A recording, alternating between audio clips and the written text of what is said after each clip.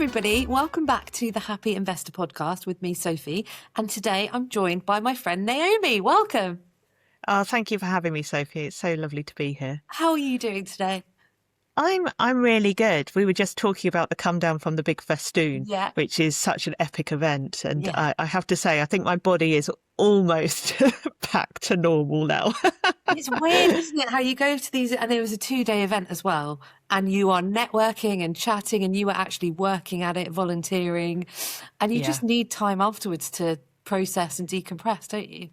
Yes, and actually it's interesting because there were a few WhatsApp groups for the flight squad, and all of them were literally like, my nervous system needs regulating.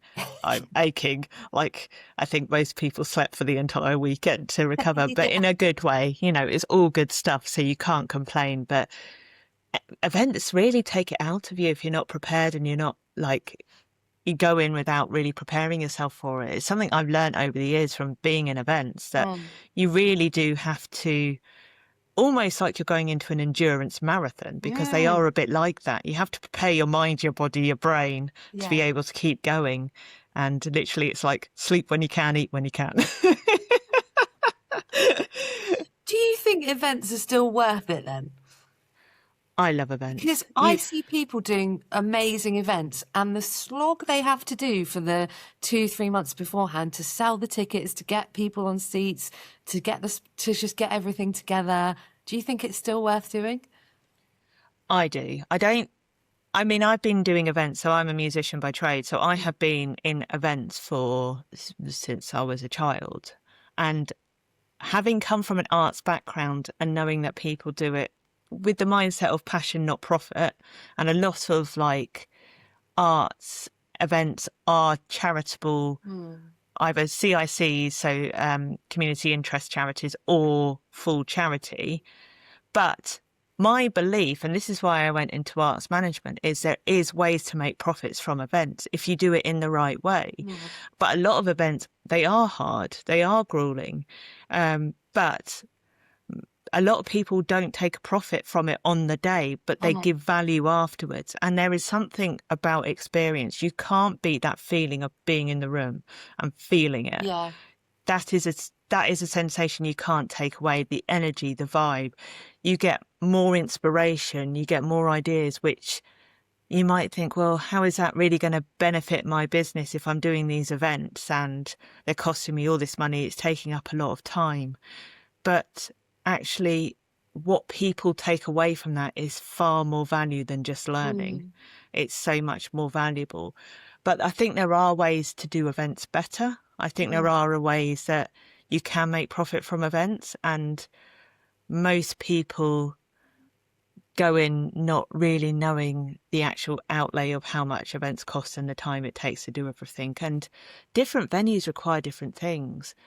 And I've seen it so many times from working behind the scenes over the years of what needs to go through and having that process and those operations in place. With some events, like we could turn events around very quickly, but some events it would be over a year in the planning because that's the scale of the event. But I definitely think it's worth it. When I owned the cafe, bar and bakery, I used to do live music events because I loved them. I would never... They would break even, like I'd get a break even point on them, but they would sell out every single time.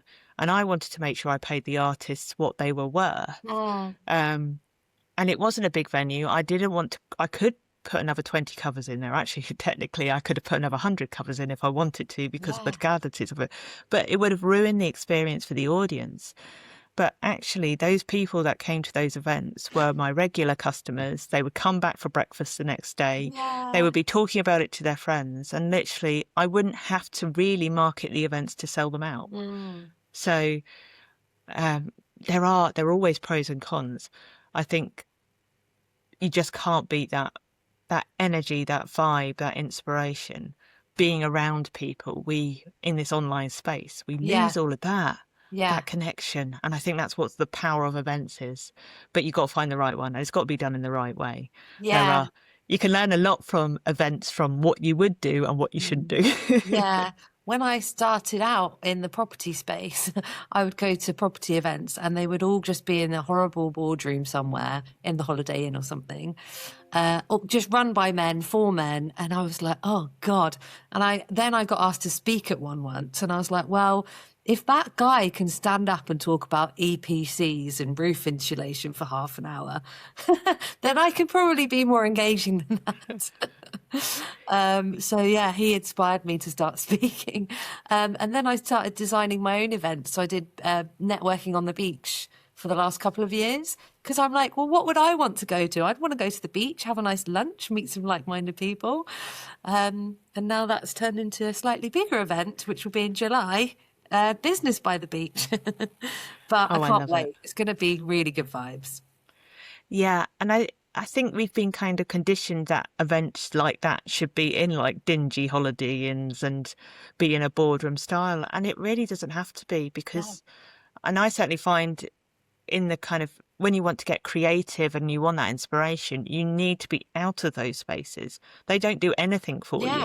You Yeah. know, they're just cheap and easy, but actually by being in a different space where you've got room to breathe and room to think and room to just absorb the surroundings and get that inspiration out of your normal office space, if you work in an office, of course, then I think that's so much stronger. And I think you would get much more from those events, and actually that kind of energy that stays with you is so much better. And Yeah. actually, they're the events people want to go to now. They don't want to go to dingy boardrooms. Yeah. I always think when I look at events, am I going to learn something? Is it going to be good for visibility and networking? Or am I just going to have a nice time with my friends? Yeah. And I I mean, think the Big Festoon was a bit of a mix of all of them. yeah. I mean, I always love about the Big Festoon. And actually, I learnt this a lot from festivals, because I used to do festivals and would get like 40, 50 artists going up on stage.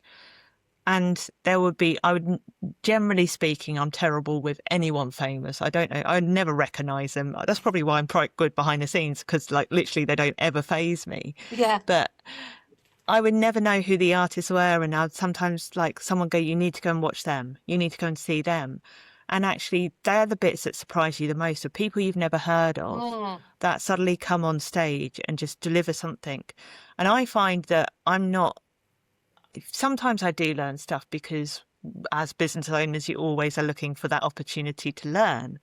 But I mostly go for the connections and the vibes, the visibility. But actually, I only go to the events I enjoy now. If I come away and going, no, I didn't like that, then it's the wrong room for me. Mm. And it's Yes. just not worth it. Yeah. I agree. So that's events covered. Yeah. Come and help me in July, please. I think I need your help with my event. I'm always happy to help. I love You events. king. Good.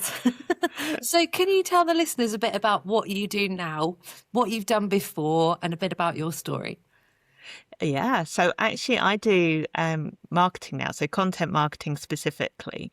I help more with the high level strategy stuff, but I also do a little bit of the kind of helping people get that visibility piece and finding the right ways to really connect using storytelling, because everyone has a story. People think they're boring, right? Everyone thinks they're really boring. I hear this so many times, but actually it's your everyday things that tell the story. That is Mm. so powerful. And it's what builds the connection. And in this world of AI that we're kind of embracing, because we have to embrace it, it's not going anywhere. There's this element of feeling like we're losing authenticity, losing a bit of ethical goodness. But there are ways to use these tools that can help business owners, but also get the visibility we need with the right people. It's not about the volume. And I think this is the biggest learning I've had throughout my entire career. It's about really finding those connections and building those relationships, because actually you can be really good at something, but people are going to come to you because of you. And Mm. actually people will go to people even if they're really bad because of who the person is Mm. sometimes. Yeah. So in a way, you have to be yourself more than ever now, because that's what people are craving. They're wanting that connection. They want people to know that you get them. Mm. And so often we miss the mark on our content because we're looking at it from our business point of view rather than the audience first. And I learned this really because, like I said, my background is music. So that's where I started, and I still do. I still play.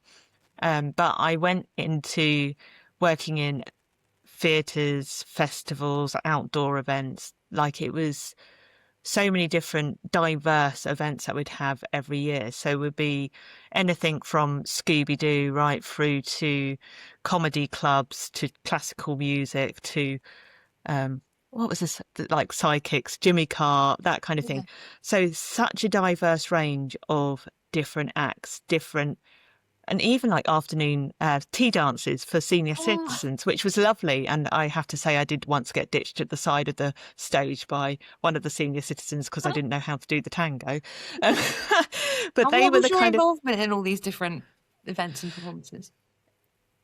pretty much anything and everything, which was what's great. I mean, what I love about the arts is their attitude to life is the show goes on. Yeah. So you just get it on. You know, it doesn't matter what's going on behind the scenes. You don't see like half the stuff, but the audience don't see any of the chaos that goes on behind the scenes.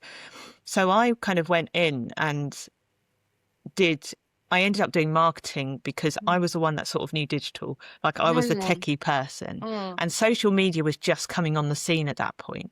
Like, Facebook pages didn't even exist. It was still in the world of groups. MySpace, like, that was the thing. Yeah. Blogging was really big back then, which Yeah. should still be big now, but people Mm. seem to have forgotten that. But it's so powerful.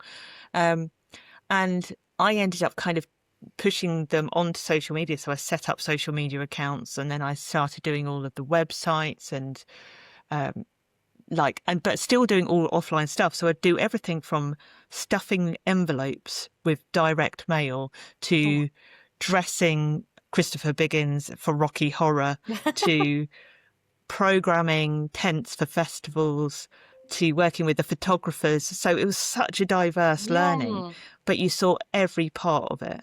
And the events that got delivered, it was a small team. They weren't huge, but, you know, it was an operation that just got stuff done. And that taught me so much about kind of what I know now, really, because when you are working with events, and some would be really hard to fill because sometimes it would be about getting bums on seats, particularly depending on the type of contract you would have. So some contracts would be the promoters, so the people that are organising the events, they would just pay you a flat fee and then they would take all the ticket sales. So there tend to be what we call like the bigger bands that would come in that would sell out almost straight away because they got the mailing list for it, and they would be sold out within the hour. So they never bothered really doing anything because they already had it down. Then there'll be what we call the middle of the road. So they're the kind of like the tribute acts, some of the shows that would be on for a week, and they would be like a split deal. So we would have a break even point. So our job would be to break even and making sure we're managing the marketing spend to get enough people through the door to keep it sustainable. And then you'd have the other end, which were the classical concerts, which were sometimes part funded then. Obviously, the funding has been cut a lot for the arts, but also we would pay for them to come. So you'd have all of these different deals. And all of those things, you had to think, well, how do I get more bums on seats? But particularly with the classical world, and I've been in that for a long time, so I used to do a lot of work on it. We worked on what we call audience development, and it would be about breaking down the barriers for people that would actually really benefit from seeing and being involved in this, to getting them through the dark door of an auditorium with people where they feel completely out of place. They don't know where to clap. They don't know what to wear. They don't know how to behave, and they don't feel like they belong.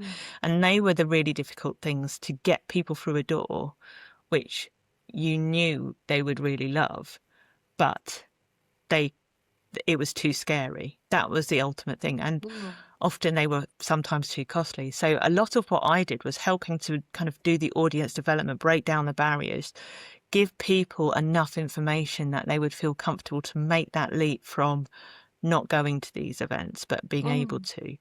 So it was really interesting to learn all of that. And it took me into sort of the rest of my career, where I went into working on large-scale national campaigns for charity and non-profit. So it could be anything from lobbying government right through to fundraising. But being in a digital role and being certainly in like a more of a project management, everything in the organisations came through me in some way, Yeah. shape or form. And I would then, again, I would also be setting up social media channels for companies. I was often setting up the first social media teams, and those kind of things, because it was still new. And in a way, I was quite lucky because often I would have the biggest mouthpiece of any organisation because I had the socials. And I'd literally I wouldn't even need approval then to like put stuff out. Whereas they're much more cautious about stuff now. But anything I put out there was pretty much anything I wrote and I thought was appropriate. And you only had 140 characters, which when you're dealing with very heavy scientific data and trying to turn it into some information that would get into 140 characters, that an average person who's just interested, not like scientifically geeky, was really hard. So that taught me a lot about understanding audiences and looking at it from their perspective and what needed to be done, and having to do like really fun creative campaigns that really pushed the boundaries of what a lot of people would want to do. But it engaged audiences, and there were often multiple stakeholders that would need to talk to. It could be anything from politicians right through to the general public in the loosest form.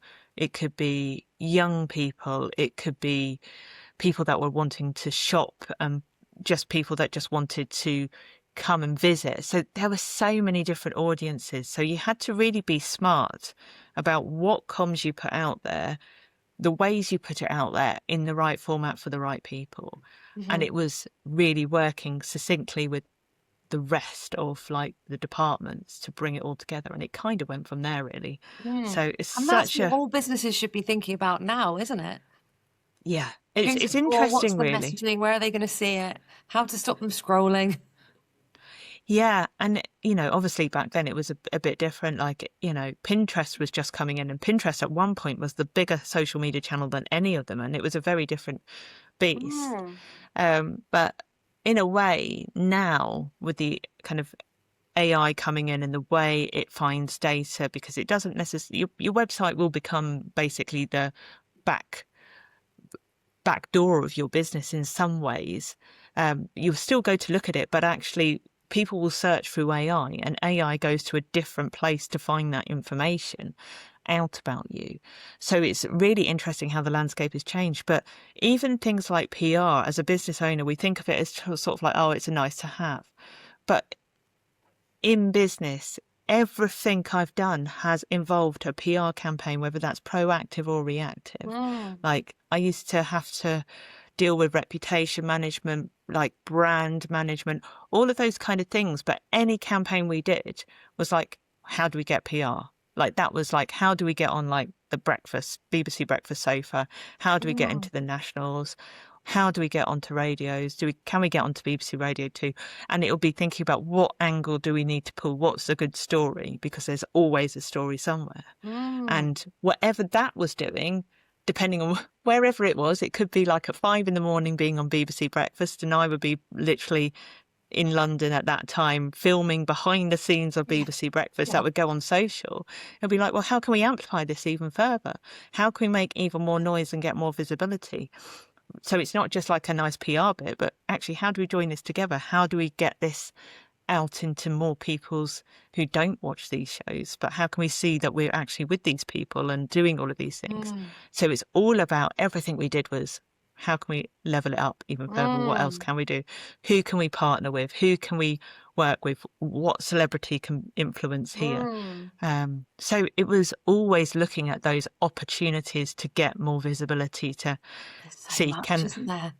Yeah, it is. But it taught me so much about how you built integrated campaigns and how you built them together, online, offline, how you take offline to online and vice versa. So it was a really kind of clever way of really thinking about, well, how do I make that marketing piece really, really succinct and easier for everybody? So when you kind of launch stuff, it was literally like step by steps of, right, that's doing that, you're doing that, that's happening, and it would all work. That's amazing. So if people are listening to this and they're like a one-man band, small business, and they're thinking, oh, PR sounds good, how do normal people get PR? You just write to the Well, BBC, just stop writing to magazines saying, here's my story. I think sometimes there's two ways of doing it. So I would look at things that were newsworthy. So when I came out of working for other people, I went and opened a cafe, bar and bakery because I wanted to do something I love. Yeah.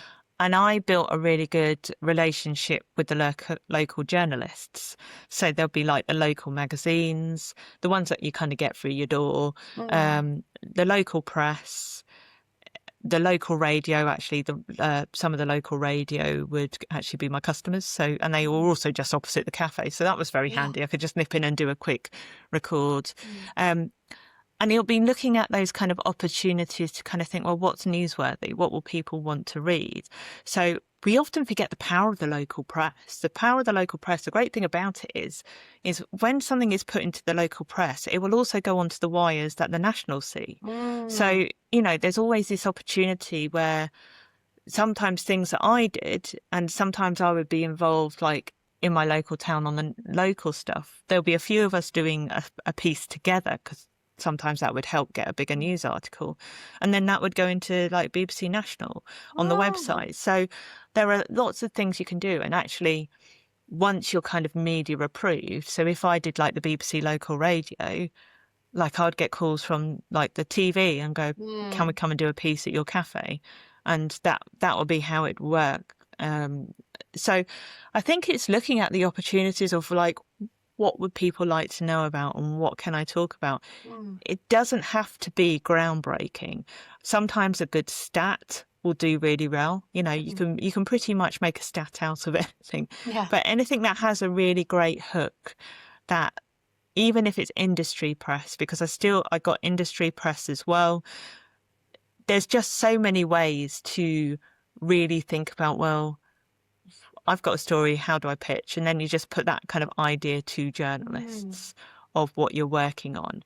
And when back when I did the sort of bigger campaigns, which they were like, how do we get onto the BBC Breakfast Sofa? Sometimes we would kind of go, well, actually, let's bring in a celebrity for this because the story alone's not going to get us there, but actually we can get someone in who they would actually want on their sofa. So sometimes it would be like working with someone that's newsworthy as well.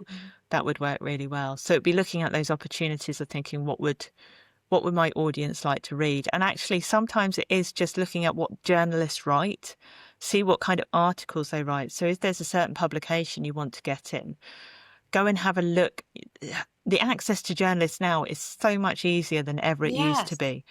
So you can just go and find out what the kind of things they are that they write about and just really kind of think, well, actually, I've got an opinion on this. Or if you've got something that you're thinking this might make a great story, then just put it out there, just give it a go and see what happens. Yeah, it doesn't have to be this scary thing of how do I get on TV or radio or in the paper. It could just be go on Instagram, find some journalists and pitch them a story. And actually, journalists are some of the busiest people in the world. Their inboxes are insane. So if you're able to give them a newsworthy story that they don't have to basically think about, that makes their lives a hell of a lot easier.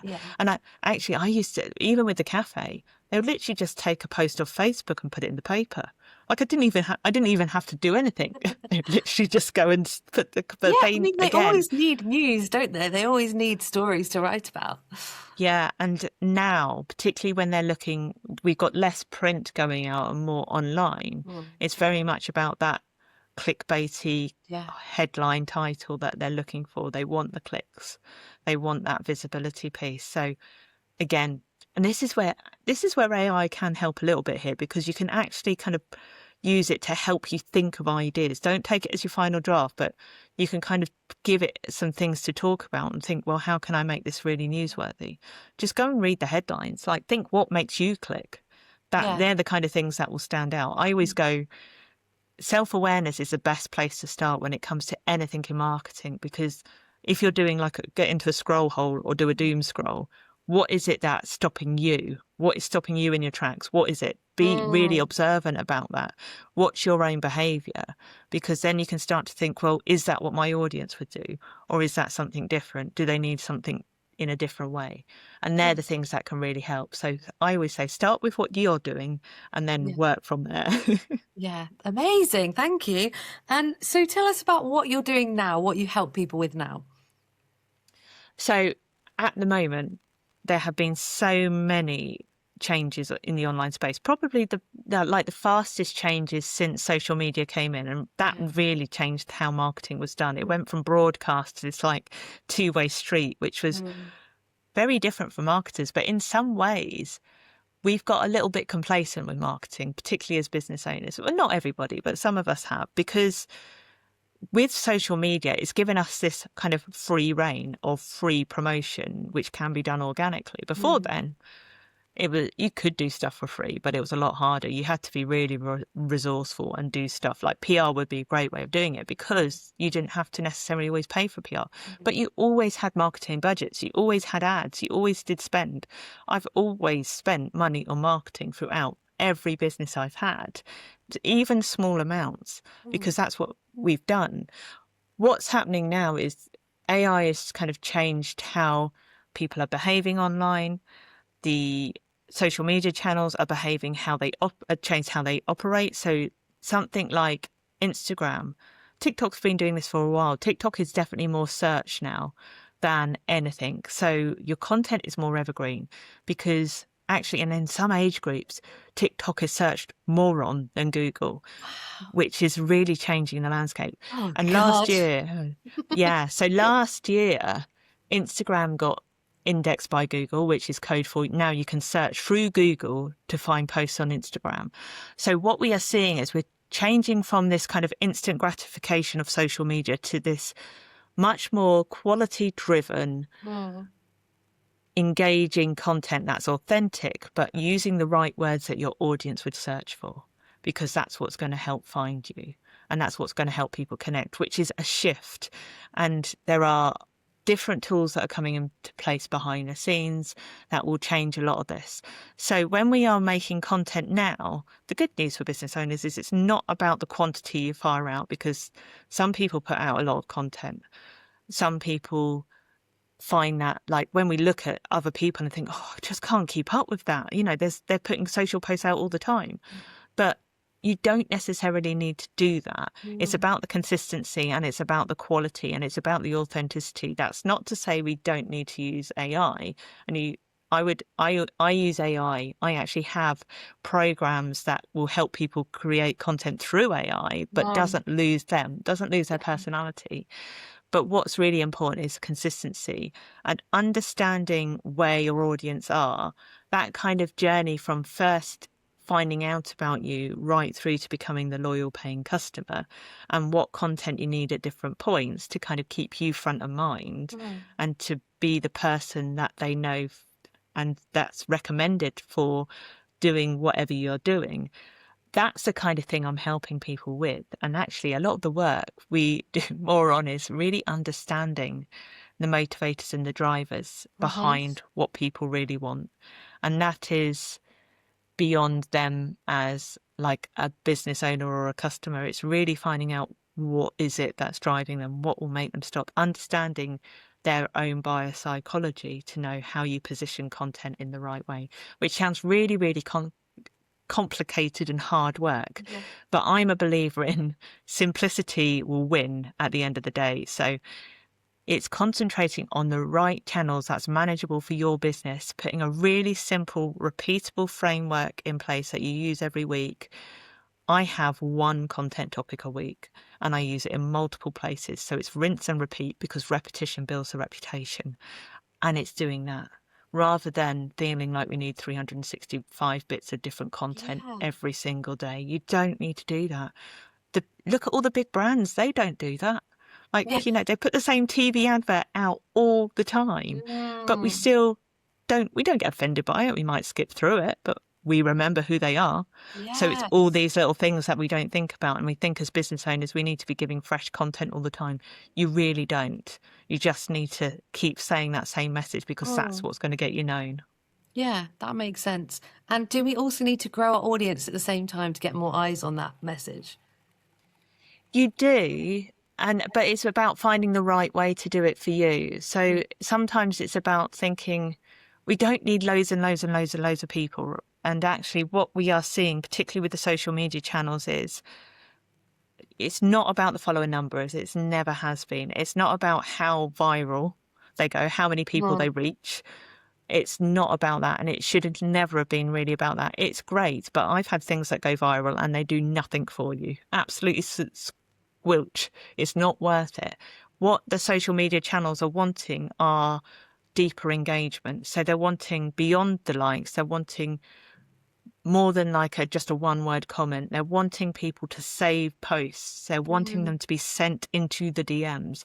That's what they're looking for in terms of their algorithms. So they're wanting that deeper engagement, which keeps people in platform. So it's about, when you're growing your audience, a lot of it is thinking about how you're growing it and who you're growing it, like who is the audience you want to grow.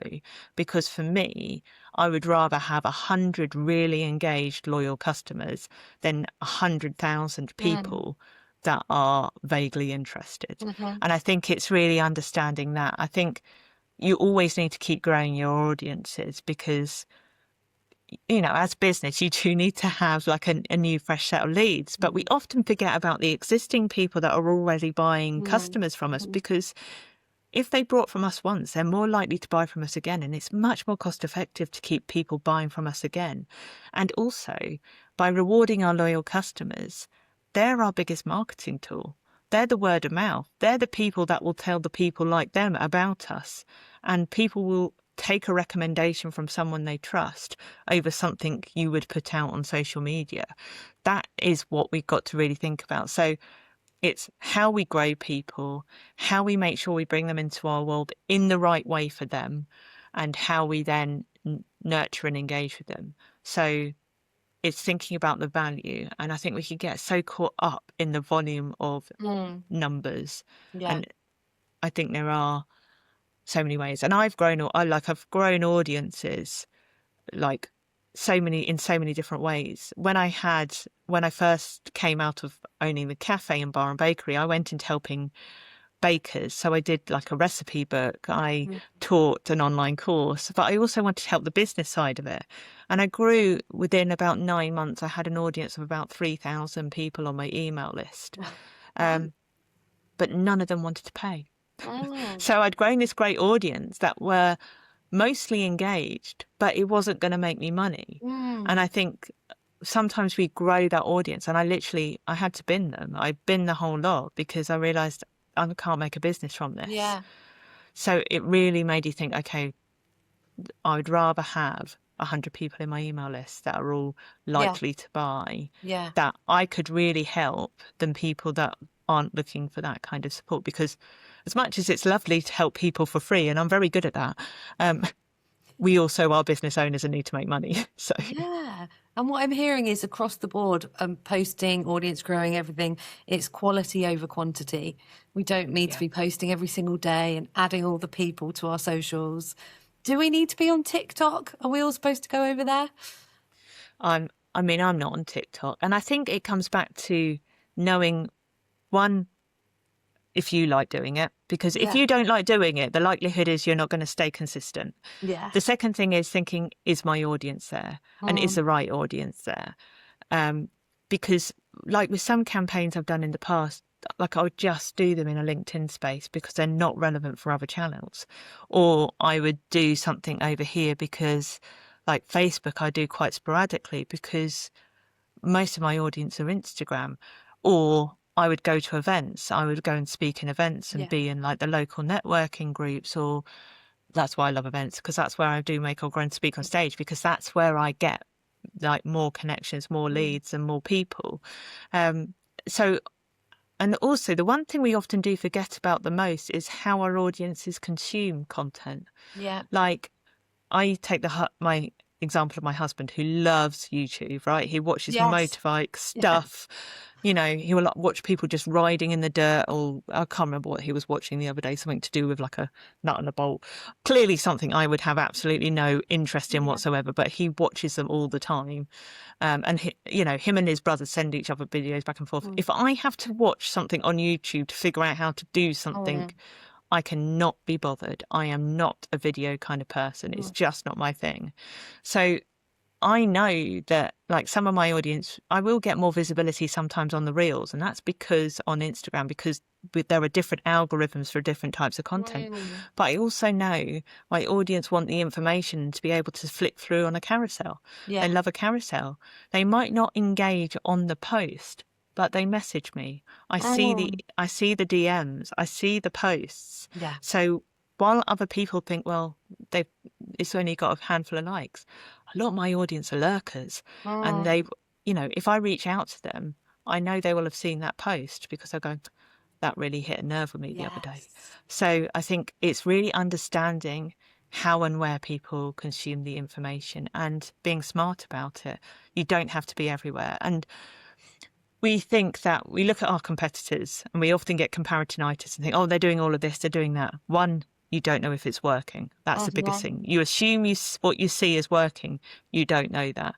And two, your audience might not be them. They might not have the exact same audience. Your audience might be slightly different. So never assume what other people are doing are getting it right just because they're doing it what you think is better than you. It's the biggest myth. And I've seen inside so many businesses, because I volunteer with an organisation called Digital Boost and I mentor for them, which is really fascinating. And I just love talking to business owners. But I see inside a lot of businesses. So what they're putting online and what, like the shiny shop front, isn't necessarily the reality. And the amount of times people come to me and going, I'm doing all of this, but I'm just not getting any sales from it. I'm like, okay, right. So, you know, it's easy to compare ourselves to other people rather than staying in our own lane. Yeah, it is hard out there. Business is hard. Online business is really hard. We just have to do what we can, don't we? And try not to compare to all the shiny things that are out there. No, I mean, I actually do mute people, and I did this when I had the cafe because I got obsessed with what other people were doing. It just sent me into a wormhole, and then I realized I don't need to, you know. I mean, I was actually really good friends with the other cafes in the local town, and we got on really well because when you're serving with a smile, the reality of what's going on in the kitchen is very, very different. And when you spoke to the other people who you thought were absolutely smashing it, they weren't. You know, the reality wasn't. It was definitely like a game of survival, particularly through the COVID years. So when you had those conversations with them, you realised, oh, okay, right, you get it. And actually, I just had to stop following them because it would just send me into a frenzy. And I didn't need it. And they were doing great stuff, and we were still friends, and we'd still support them, and would send our customers over to them as well because, you know, there is definitely the best fit for everybody. And we worked as a team, not as competition. But I didn't need to see their content every day because it wouldn't help me. Yes, beautifully said. Well, we're running out of time, but I could literally sit and talk to you all day. So what would you like me to add to the show notes? Where can people find you if they want to come and chat? I'm pretty much everywhere, really. So you can find me on the socials. So I'm on Instagram at Naomi. I am Naomi C. Rose. C stands for Claire. And I'm on LinkedIn. I'm on Facebook. So just search for me and come and find me there. I've got some useful freebies for people as well, if that's helpful. One around helping you create AI content, but not losing your authenticity because people want to see you, which is hard, I know, but there are ways to do it. And there's also some AI prompts as well. So I've got 150 AI prompts to help you get more content ideas if you are really, you know, you show up to go and post something and the juices just aren't flowing. So there's lots of things that you can do there. So there's some of those. So you'll find those all on my social links and all over the place there. So, and if anyone ever has any questions, just drop me a DM. Like, do not suffer in silence. Content is hard, you know, it's really hard to know what works and what doesn't. And a lot of the time we overthink it. So if you're stuck or don't know how to do something, don't be. Please just message me, because I'd rather you are able to move forward and just get more consistent with your posting or your emailing or anything you're doing to reach your audiences than sit there and think, I don't know what to do next. And that will, sometimes one thing can just help make it a lot easier for you. Thank you so much. Naomi is the queen of marketing and content, so definitely go and send her a DM and say hello. Thank you so much for joining me, and I'll see you soon. Oh, thank you so much for having me. Bye.